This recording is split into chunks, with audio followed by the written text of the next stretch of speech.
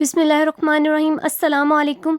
आज की वीडियो देखकर आपको बहुत ज़्यादा मज़ा आने वाला है क्योंकि आज की वीडियो में बहुत ज़बरदस्त बेडशीट बिछाने के तरीके लेकर आई हूँ जो आपको बहुत ज़्यादा फ़ायदा देंगे और मेहमानों के सामने आपको शर्मिंदा होने से भी बचा लेंगे।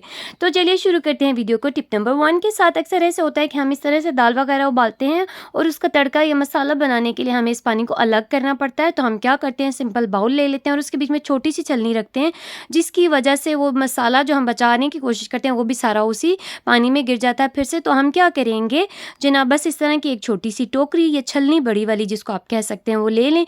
ऐसी टोकरी बिल्कुल अपनी जगह से नहीं हिलेगी। ये देखिए सारा का सारा पानी मैंने इसके अंदर डाल दिया और उसके बाद अभी मैं आपको ये उठाकर भी दिखाऊंगी कि वाकई इसने कितना ज़बरदस्त काम किया है। ये देखिए जी, बिल्कुल एक ज़रा सा मसाला भी उस लिक्विड पानी में नहीं किया है। और ये देखिए ये सारा का सारा मसाला उस दाल में वापस डाल के आप मसाला भून सकते हैं। की तरफ चलते हैं जनाब। इस तरह नाश्ता बनाते हुए जब पराठे और एक ही तवे के ऊपर अंडे भी फ्राई हो रहे होते हैं तो अगली रोटी या पराठा डालने के लिए हमें उसको साफ़ करना पड़ जाता है ताकि उसके अंदर से अंडे की स्मेल ना आए। तो इस अंडे की स्मेल को दूर करने के लिए आप करेंगे, सिर्फ खुश्क आटा ले लेंगे जो आम रोटी के लिए हम इस्तेमाल करते हैं। आपने बस वो अच्छे तरीके से तवे के ऊपर फैला लेना है, यानी कि जलते हुए चूल्हे के ऊपर तवा पड़ा है, आपने उसको फैला लेना है उसके ऊपर और इतना इंतज़ार करना है कि ये वाला जो आटा आपने डाला ये बिल्कुल ब्राउन, डार्क ब्राउन सा हो जाए।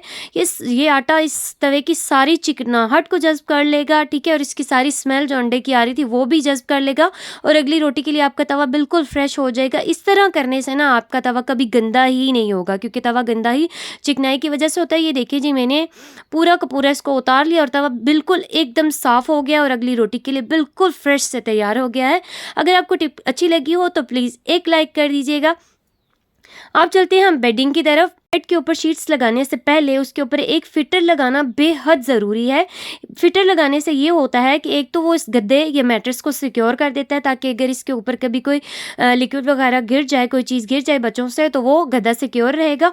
और दूसरी बात यह है कि जब इसके ऊपर आप बेडशीट बिछाएंगे ना तो बेडशीट को एक स्ट्रक्चर मिल जाएगा, यानी उसको सहारा मिलेगा कि वो इसके ऊपर आसानी से एडजस्ट हो जाएगी और इधर उधर नहीं होगी। तो यानी कि डायरेक्ट आपने गद्दे के ऊपर बेडशीट कभी भी नहीं बिछानी। सबसे पहले आपने उसके ऊपर फिटर लगाना है, फिर बेडशीट बिछानी है। तो जनाब बेडशीट बिछाने की टिप की तरफ चलते हैं। ये देखें, हमने बेडशीट का सिर्फ कोना ले लेना है और उसको आपने गद्दे के कोने के साथ सिर्फ मैच कर लेना है और बस आपने उसको नाप के एक प्यारी सी हल्की सी नॉट लगा देनी है, गिरा लगा देनी है। बस सिर्फ गिरा लगानी है और कुछ भी नहीं करना आपने। ये देखिए चारों साइडों से आपने इसी तरह कोने नाप के गिरा लगानी है और बाकी की साइड्स को ऐसे कस के अंदर की तरफ फोल्ड कर देंगे। ये देखें जी, बिल्कुल तैयार है ज़बरदस्त किस्म का बेड।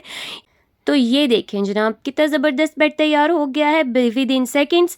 अगली टिप की तरफ चलते हैं जनाब। ये देखिए इस तरह से आपने ले लेनी है एक चूड़ी और इसी तरह से कोने के ऊपर रख के सिर्फ मैट्रेस का कोना ही आपने नाप लेना है और बेडशीट का कोना भी, ठीक है, उसी कोने के अंदर वाली साइड पे आपने इसको रखना है। और बाहर आप क्या लगाएंगे, बच्चों की जो रबर बैंड्स वाली पोनियाँ हैं या दूसरी वाली पोनियाँ हैं वो आप लगा देंगे इसके ऊपर ऐसे करके और बाकी की जो शीट है उसको आप अंदर की तरफ अच्छे तरीके से फोल्ड कर देंगे। ये देखिए जी, ये एक तो बहुत ज़बरदस्त किस्म का स्टाइल भी बन गया है और एकदम से आपका बेड भी रेडी हो गया है। ये देखिए जी, हमने आपको ये सब कुछ मिनी बेड के ऊपर करके दिखाया है क्योंकि बात हो रही है बच्चों की जंपिंग की, तो हमने सोचा हम आपको मिनी बेड के ऊपर ये सब करके दिखाते हैं जनाब। अगली टिप ये है बेडिंग की कि ये देखें जनाब, आपने अपने बेड के ऊपर चादर इस तरह से डालनी है जिस तरह आप गिफ्ट को रैप करते हैं, ठीक है।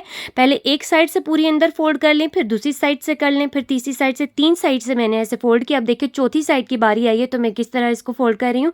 ये देखें चौथी साइड से मैं इसको बस बिल्कुल अंदर की तरफ फोल्ड कर दूँगी और आप यकीन माने आपको खुद भी एहसास नहीं होगा कि ये बेडशीट अंदर गई तो गई कहाँ से। कोई बंदा गैस ही नहीं कर पाएगा कि ये बेडशीट इस तरह से पड़ी हुई है। बिल्कुल ऐसा लगेगा जैसे आपने कोई गिफ्ट रैप करके रखा हुआ है। ये बहुत आसान तरीका है बेड बनाने के लिए और बहुत सिक्योर भी है। ये वाली टिप आप लोगों को बहुत ज़्यादा पसंद आएगी। आई होप कि आप मुझे कमेंट्स में आकर ज़रूर बताएंगे इस बारे में आपको ये टिप कैसी लगी।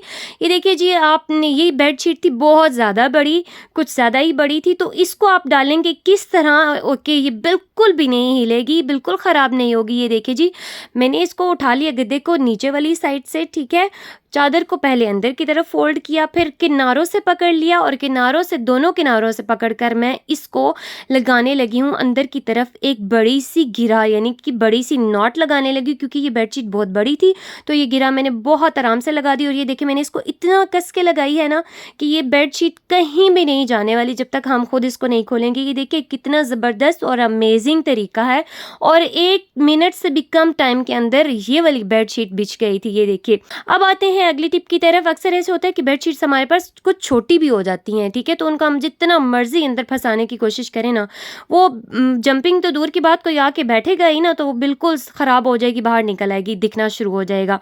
तो इसको पक्का बंदोबस्त करने के लिए आपने क्या करना है, बेडशीट को एक कोने से पकड़ लीजिएगा आप, ठीक है, और उसके बाद आपने बच्चों वाली पोनियों वाले जो होते हैं रबर बैंड्स, वो आपने ले लेने हैं और इसको अच्छे तरीके से इस पे लगा देना है, ठीक है। ये बात मैं बार बार रिपीट कर रही हूँ कि जो गद्दा या मैट्रेस है उसका कोना और बेडशीट का कोना दोनों को बराबर होना चाहिए, ठीक है। ये देखिए जब इस तरह से इसको लगा लिया तो फिर आपने इसको खींच के ना आराम से तो बिल्कुल इस गद्दे के नीचे वाली साइड पे फोल्ड कर देना है। फिर अभी मैं आपको इसको ऊपर से खींच कर भी दिखाऊंगी कि ये बिल्कुल कहीं भी नहीं जाएगी। जंपिंग करें या जो मर्जी करें, आपकी ये बेडशीट ख़राब नहीं होगी।